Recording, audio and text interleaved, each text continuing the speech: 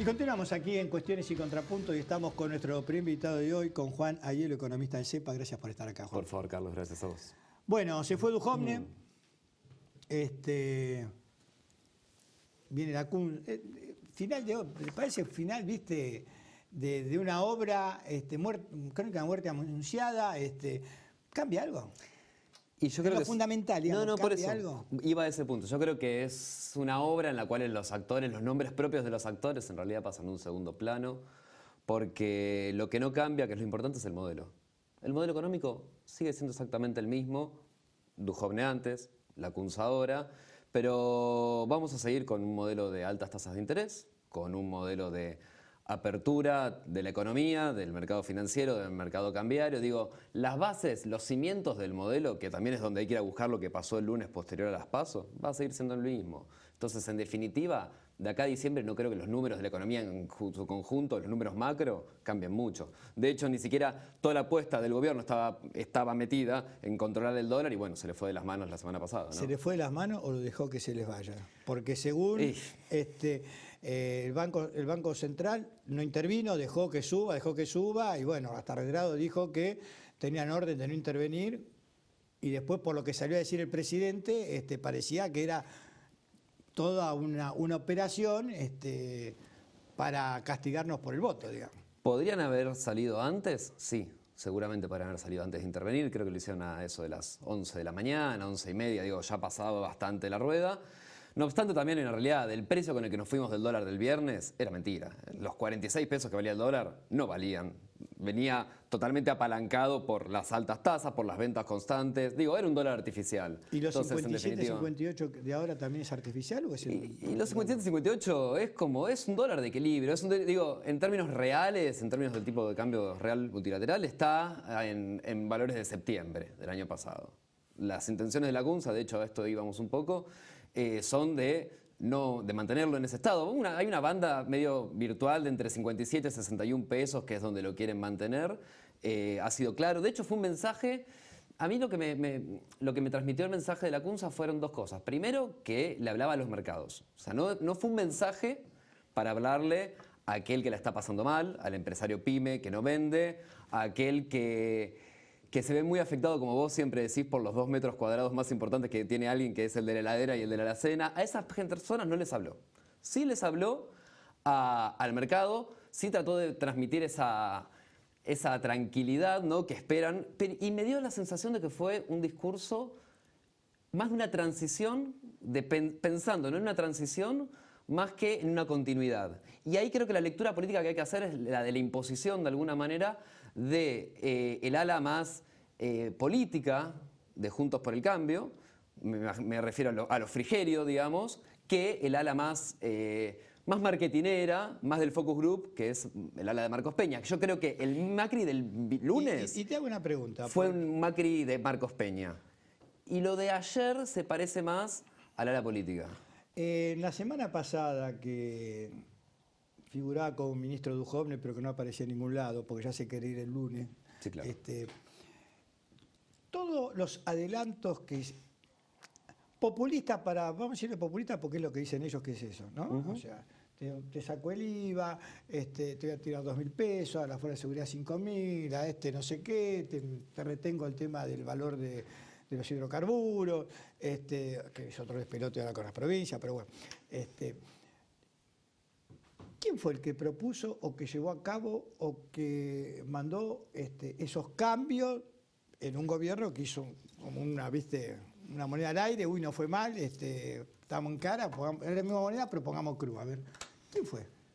¿Quién fue? No sé. Lo que sí te puedo decir es que fíjate que siempre que al gobierno le va mal o le pasa algo, va corriendo hacia las políticas que siempre denostó cuando era oposición. Pasó antes en su momento con el Ahora 12, pasó con los precios esenciales y pasó la semana pasada. Las medidas se quedan muy cortas desde ya. 5.000 pesos para los estatales, que es uno de los sectores que más perdió en términos reales. Se calcula más o menos 35% del salario en términos reales van a perder los estatales. Y esto era antes de la última devaluación del 30%. El tema del IVA, la realidad es que lo hicieron primero de manera unilateral. Mataron a las provincias porque el 89% del IVA se coparticipa y el 100% de ganancias también. A la única que eso no le afecta claramente es a Buenos Aires. Buenos Aires se autogestiona con el 70%, o sea, su presupuesto lo consigue con el 70% con recursos propios. Pero después, y bueno, ni hablar del tema con el sector hidrocarburífero, ¿no? Salieron a anunciar algo y se tuvieron que desdecir. La verdad fue bastante improvisado, diría. Pero las medidas no alcanzan, son un paliativo, ayudan un poco, pero la realidad es que se quedan muy a mitad de camino. Y particularmente el tema de el IVA 0%, primero eso no llega a la gente. Porque la realidad es que eso a lo sumo el empresario va a recomponer algún margen, va a recomponer rentabilidad.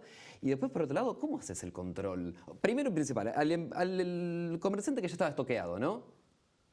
O sea que ya pagó ese IVA. Ya pagó ese IVA, ¿qué lo va a descontar? ¿Y qué va a ir a hacer una devolución en la FIP? Hablando mal y pronto, es que hace un chino. Y por el otro lado me imagino, no sé, el panadero que compra una bolsa de harina y aquella que la utiliza para las facturas deberían tener IVA y aquella que va para el pan no. Entonces creo que fue una medida un poco más para salir a decir que hicimos algo histórico, apelando, viste, un poco a la épica que a la realidad. Hubiese quedado mejor, por ejemplo, hacer el descuento directo vía la bancarización, digamos, bueno, a los jubilados, subsidiar la demanda. Digo, sí tienen herramientas para subsidiar. Si vos realmente tenés intenciones de hacer algo que llegue a la gente, puedes hacerlo a través de la demanda. No ahora se reunió con el campo, le dijo que no iban a tocar las retenciones. Digamos, uno lo que observa es que en realidad están desfinanciando al Estado. No, pero por eso, bueno, eso sin ir más lejos, siempre el tema del déficit se ve por el lado del gasto, nunca por el lado de los ingresos, es algo que siempre decimos, ¿no? Porque vos entrás en el círculo vicioso del ajuste, ajustás, se achica la economía, recaudás menos, entonces volvés a ajustar y caes siempre en ese círculo vicioso, particularmente. Y por otro lado, vuelvo a lo que decía al principio, digo, no se mueven del esquema, de su esquema, digo, nunca estuvieron de acuerdo con las retenciones, de hecho las retenciones las terminaron poniendo y con un valor fijo, que obviamente se deprecia, se licúa con la depreciación de la moneda casi por orden del Fondo Monetario Internacional. Fondo Monetario que no mostró un respaldo tan fuerte como el que venía mostrando. Digo, hubo una declaración, van a venir, yo creo que los 5.400 millones de dólares los van a liberar, pero también es llamativo, ¿no? Como todos los actores que firmaron el memorándum con el fondo, ninguno está hoy en día. No está Christine Lagarde, no está Sturzenegger, no está Duhovne. No obstante, considero que el hecho de llamar a los economistas de la oposición, creo que es un buen síntoma. Hay que salir a mantener la tranquilidad, porque lo más importante, digo, es llegar bien hasta el 10 de diciembre como todos queremos. Me parece que eso es lo que rescato, si querés, de lo que sucedió en el día de ayer.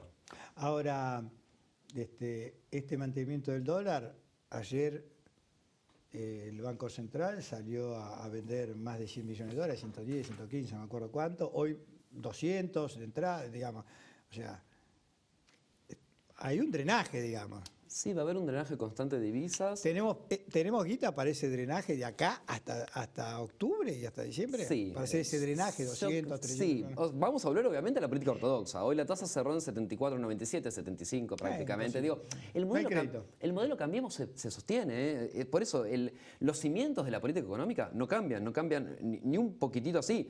De hecho, fíjate que la CUNSA en ningún momento habló de ponerle algún esquema de regulación, algún esquema de encaje mínimo para los capitales que van y vienen. No habló en ningún momento, te decía, a aquel que agrega valor en la economía. No le habló ese sector. El esquema Cambiemos se mantiene, tal vez con vistas ya, y como te decía, de pensarlo más en un esquema de transición que en un esquema de, bueno, renovaremos. Y Fernández dice, no hagan olas, no dice nada, pero imagino que deben estar trabajando ya todos sus equipos para el 11 de diciembre. Sí, por supuesto. Porque, digamos, es evidente que se van a encontrar con una multiplicidad de problemas tremendo.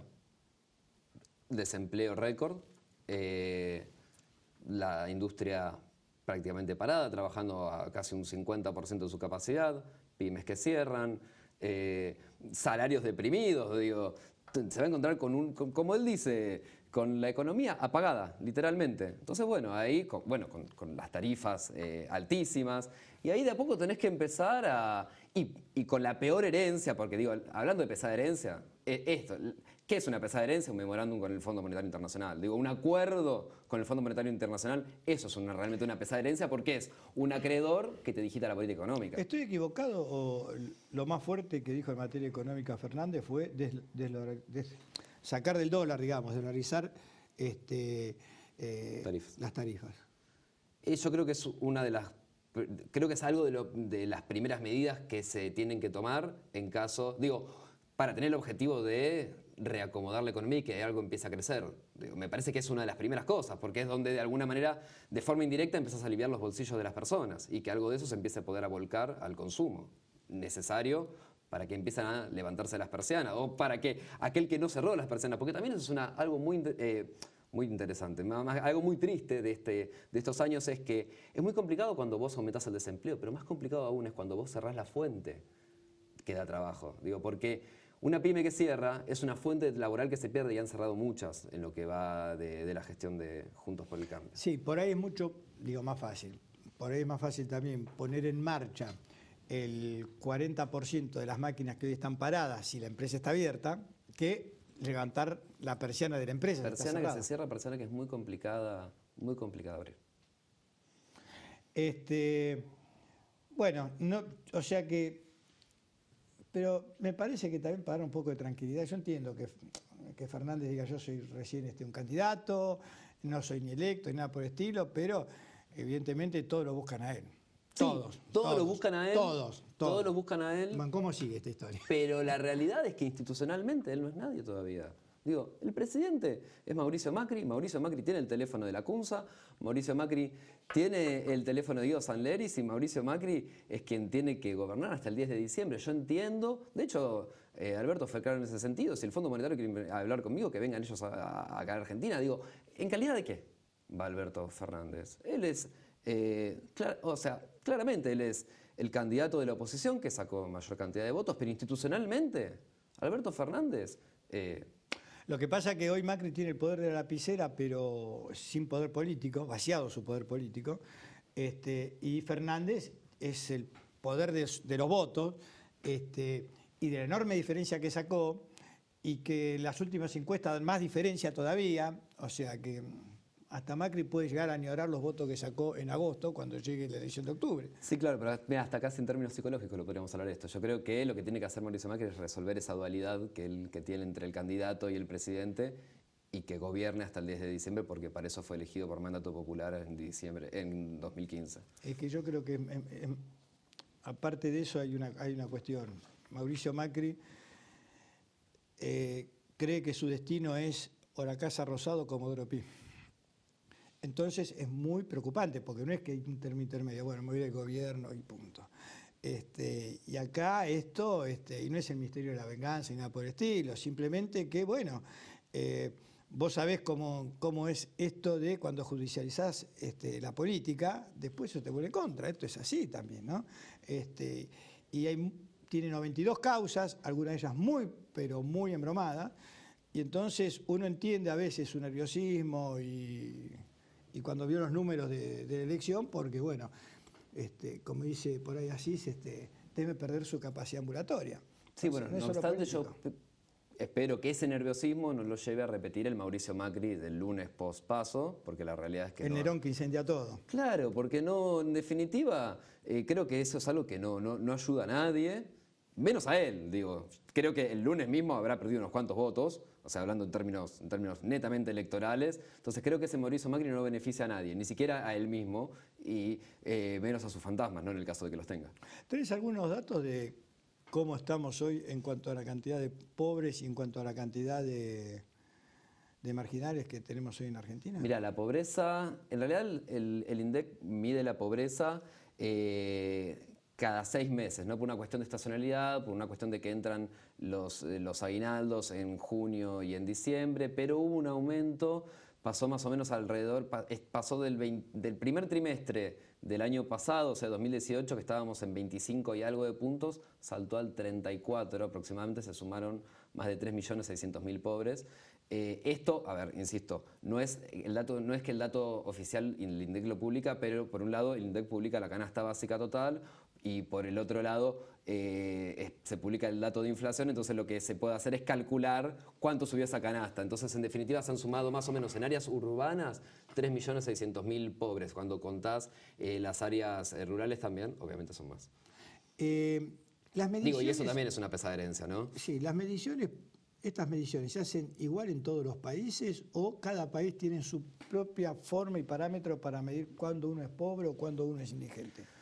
Bueno, tiene mucho que ver, porque ¿cómo se mide? A partir de una canasta básica, y esa canasta básica representa en realidad la idiosincrasia y un poco digamos, las cuestiones propias de cada una de esas regiones. No obstante, todas estas mediciones se hacen a través de estándares internacionales, entonces de alguna forma hay cierta comparabilidad, pero corresponden sí a partir de una canasta básica total que es Argentina, ¿no? Entonces se genera cierta dispersión respecto, no es lo mismo la canasta básica total de un argentino que la de un brasilero que la de un italiano. Digo, la de un argentino tiene más carne. Pero ¿por qué la canasta básica de un argentino? Digo, un argentino para no ser pobre consume tanta cantidad de carne. Tal vez otra persona en otra parte del mundo donde se consumen más granos no sucede eso. Bueno, Juan, te vamos a seguir invitando porque evidentemente la cuestión económica va a privar paralelamente con la política. Esto es así. Van a ir de la mano, por supuesto. Van a ir de la mano.